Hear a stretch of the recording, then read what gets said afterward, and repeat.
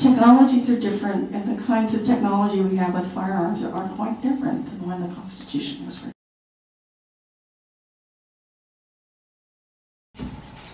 Chair Ludlow and Commissioners, thank you for this opportunity. My name is Casey Flesh. I live in Oregon City. I am here tonight speaking as the chair of the Clackamas County Republican Party. That is the organization I represent. Thank you for considering a resolution affirming Clackamas County's support of the Second Amendment to the Constitution of the United States. Some may wonder if your action is necessary. Let me assure you it is. As you know, commissioners in county after county around Oregon have and are considering similar actions. It is a message to their residents that our constitutional rights are not subject to the whims of politicians at any level. And it should be a very loud and clear message to those in Salem who think ill-conceived limits on already law-abiding citizens will somehow change the behavior of those who have no regard for the law to begin with. Dealing with those people is the real issue.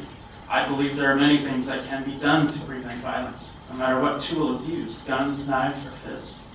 One of them would be to spend less money on pet projects like light rail, and instead use it to adequately fund our courts, jail, and mental health services. You know, the real business of county government.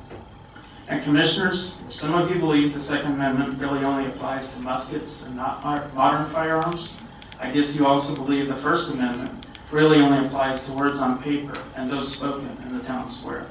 Well, we all know they don't. Please stand up for the people of Clackamas County and tell those in Salem that our rights are not up for negotiation and deal making. Thank you.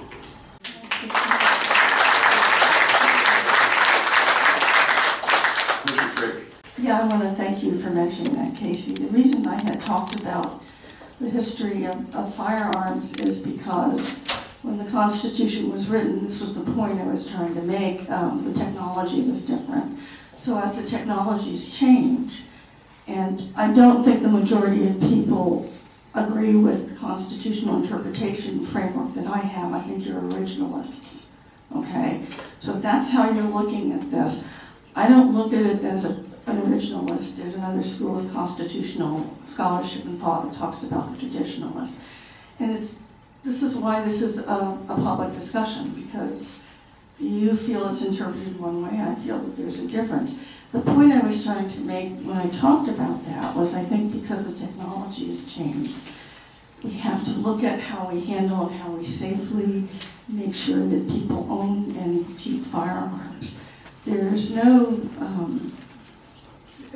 movement on my part to take firearms away from anyone. As I said, my whole family owns firearms and shoots. And you saw that Sheriff Roberts was here earlier.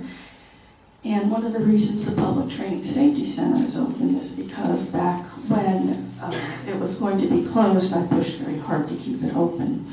And I pushed hard to keep it open because I believe if people have firearms, they should have an opportunity to get the appropriate training that they need, and the sheriff stepped up to the plate with that piece of it. So that was the point I was making, and I know I wasn't trying to be sarcastic. I was trying to make that point of technologies are different, and the kinds of technology we have with firearms are quite different than when the Constitution was written. And with communication. Yeah. I hope you apply the same standards to the First Amendment as you do the Second. All right. Oh, absolutely.